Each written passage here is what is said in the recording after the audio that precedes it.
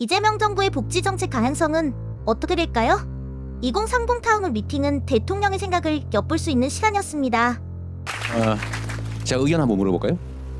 지금 제가 관심 가지고 있는 것 중에 하나가 정부 정책이 너무 종류도 많고 편차도 크고 그 찾아보려면 머리가 쥐가 날 정도예요.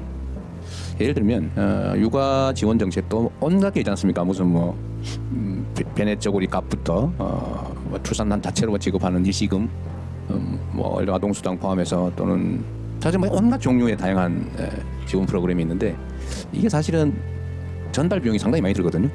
예를 들면 공무원이 업무도 처리해야 되고 물건 사서 준 거면 물건도 사야 되고 그 물건 구매 과정에 부조리도 발생하고 나 이 물건보다는 차라리 현금 주면 더 좋은데 등등 이런 것도 있어서 제가 고민하는 것 중에 하나는 이걸 통합해서 현금 지원을 좀 늘려주면 어떻겠냐. 이 사람들이 현금 지원한다고 하면 저를 자꾸 포퓰리스트 취급해서 그런데 예를 들면 물건을 사서 주면 안 필요한 사람들이 있잖아요. 그보다 더 기묘한 걸 살 수도 있는데 그걸 왜 정부가 선택을 해가지고 선택의 여지를 뺐냐. 차라리 그 예산으로 현금으로 예를 들면 지역화폐로 주든지 이렇게 하는 것이 낫지 않냐.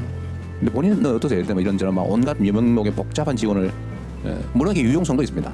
꼭 필요한 사람만 제한적으로 쓰게 하는 효과도 있고 또 귀찮아서 안 쓰면 그만큼 재정이 절약되기도 하고 사실은 있는데 이런 걸 통합해서 그냥 내가 선택할 수 있게 가장 선택하기 좋은 현금이니까 그렇게 하는 문제에 대해서 좀 어떠세요? 사퇴원화에 대한 이슈가 기사로 접했었는데 결국 육아 이 부분의 문제 해결은 어떻게 보면 속물적인 말씀일 수 있긴 하지만 결국 돈입니다.